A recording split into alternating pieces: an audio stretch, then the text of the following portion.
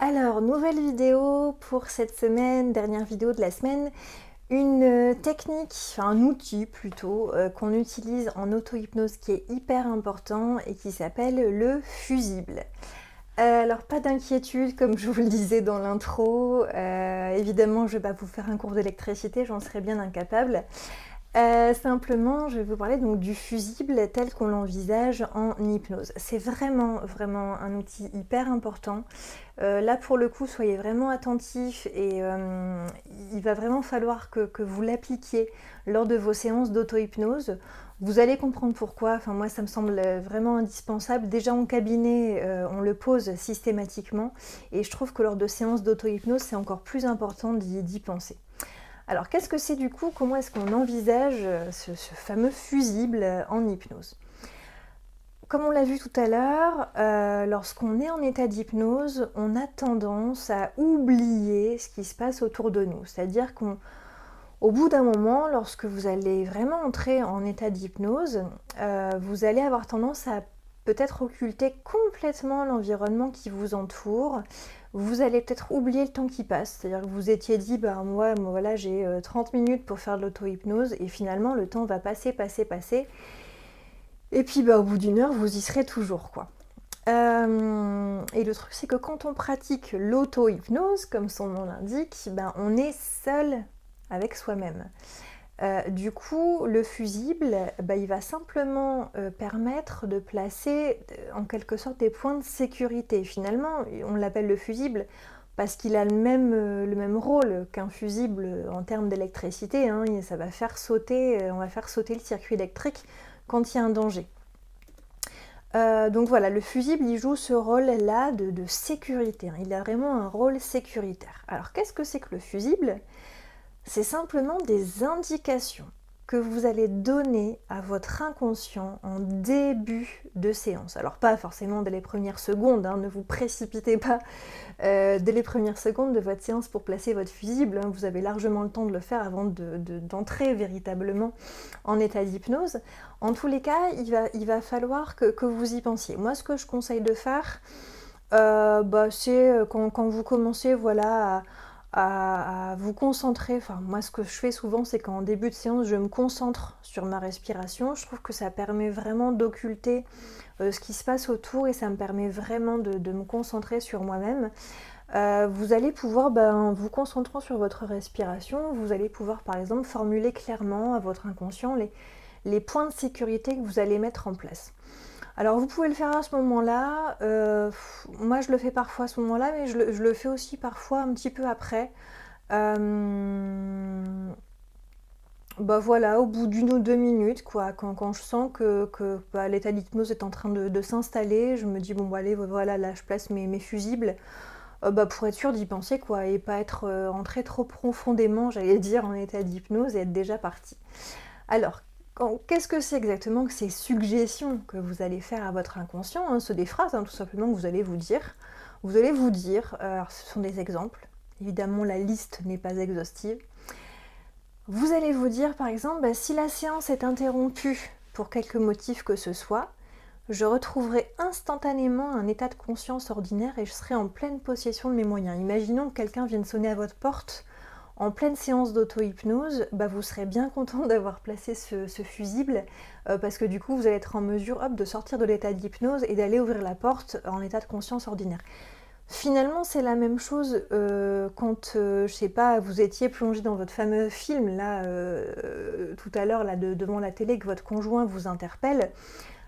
Normalement, à force de vous interpeller, il va réussir à vous faire sortir de votre état modifié de conscience et vous allez revenir à vous. Vous serez peut-être un petit peu perturbé parce que vous étiez plongé dans vos pensées et vous n'allez pas forcément comprendre tout de suite ce qu'il est en train de vous raconter. Là, en fait, en posant ce fusible-là, vous demandez à votre inconscient que voilà, si d'un seul coup vous êtes sorti de votre état d'hypnose de manière un peu brutale, et vous lui demandez d'être en mesure tout de suite de retrouver un état de conscience ordinaire qui vous permet d'être réactif par rapport à ce qui vous arrive, quoi, tout simplement.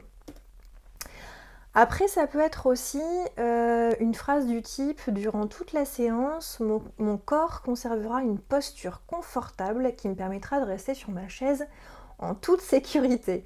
Alors pourquoi je vous dis ça? Parce que l'état d'hypnose, parfois, pour certaines personnes, alors pas pour tout le monde, mais pour des personnes qui ont tendance à partir vite et profondément en état d'hypnose, ça peut engendrer des postures un peu avachies. Alors si vous avez une chaise avec des accoudoirs ou un fauteuil, voilà, vous risquez pas de tomber de votre chaise, donc ça va. Mais voilà, si vous êtes sur une chaise où il n'y a pas d'accoudoir et où vous commencez à vous avachir, et il y a potentiellement un risque qu'à un moment vous perdiez un peu l'équilibre et ce serait un peu dommage. Autre chose aussi pour laquelle on peut demander à l'inconscient de permettre de conserver une posture confortable, ergonomique, c'est que ça peut permettre juste d'éviter des courbatures ou des mauvaises positions, voilà, qui donneraient des douleurs après. Bon, a priori, c'est plus, encore une fois, c'est plus sécuritaire de le placer, ça peut être utile, quoi. À vous de voir. Autre chose que vous pouvez faire, autre chose que vous pouvez dire. J'aimerais que ma séance d'auto-hypnose dure 30 minutes. Inconscient, je te demande de me faire sortir naturellement de l'état d'hypnose d'ici 30 minutes. Alors là, je sais que vous allez me prendre pour une folle et vous allez vous dire, elle n'est pas cohérente, ça s'apparente un peu à de la magie, mon inconscient, voilà, si j'ai pas de montre, je peux pas me rendre compte de l'heure qu'il est, du temps qui passe et ça marchera pas. Eh bien, détrompez-vous, faites confiance à votre inconscient, vous allez voir que si vous lui demandez d'arrêter la séance au bout de 30 minutes, spontanément, il va faire en sorte qu'à environ 30 minutes, on n'est pas à 2 minutes près non plus, mais vous allez voir qu'il va faire en sorte, en effet, au bout de 30 minutes, d'interrompre en douceur la séance. Testez et vous vous en rendrez compte. Alors, enfin, une suggestion que moi je vous propose vraiment de placer à chaque séance d'auto-hypnose. Même si vous vous apprêtez à faire une séance d'auto-hypnose assez soft, j'allais dire, si vous vous apprêtez juste à faire une séance d'auto-hypnose pour vous détendre, voilà, pour vous ressourcer, moi je la place tout le temps, cette suggestion, c'est durant ma séance d'auto-hypnose, j'aimerais pouvoir vivre uniquement des choses que je suis capable de gérer sur un plan émotionnel. Parfois, pour certaines problématiques, l'inconscient peut faire remonter certaines choses, parfois certains traumatismes.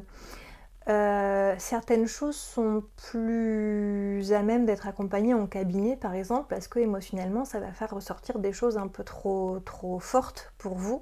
Et s'accompagner soi-même sur de gros traumatismes, ça peut être compliqué. C'est pour ça d'ailleurs que moi, sur le blog, je reste sur des choses, j'allais dire de la vie quotidienne, hein, gestion du stress, le fait de rebooster son énergie grâce à l'auto-hypnose, de retrouver un meilleur sommeil, etc.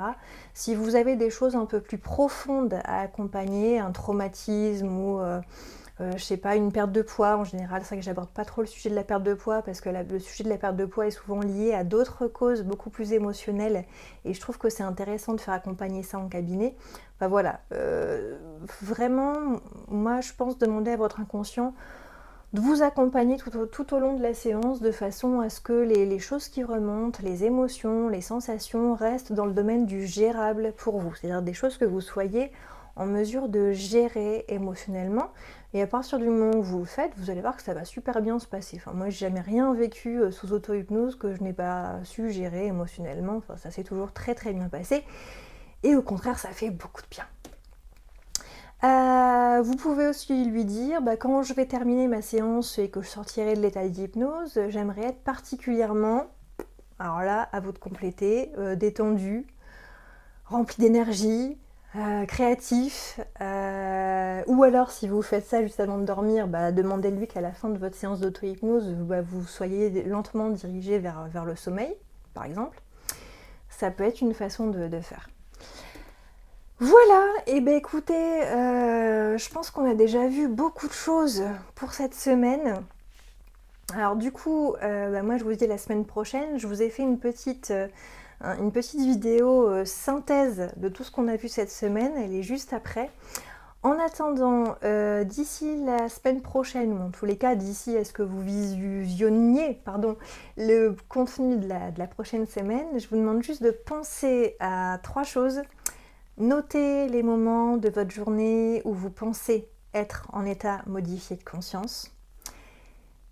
Pensez aussi à identifier votre canal sensoriel principal, hein. Faites le petit test là que je vous propose, ça prend 5 minutes, hein, top chrono, et c'est sympa à faire, et ça va vous servir pour vos séances. Et essayez de vous exprimer de manière positive, même dans votre vie quotidienne, même si vous ne pratiquez pas là tout de suite l'auto-hypnose, parce qu'on n'a pas encore présenté de technique d'induction, là je vous ai donné beaucoup d'informations un peu plus théoriques, mais c'était nécessaire, hein, pour démarrer tout simplement, on ne peut pas y échapper. Mais en tous les cas, efforcez-vous de vous exprimer de manière positive dans votre vie quotidienne. Par exemple, dites à, je sais pas, votre conjoint, est-ce que tu peux penser à ça, plutôt que lui dire, oublie pas de faire ça. Et du coup, pensez à mettre au diapason votre petite voix intérieure, parce que voilà, c'est elle qui guide un petit peu vos comportements, quoi. Voilà, je vous dis à très vite, et peut-être à tout de suite pour la vidéo de synthèse.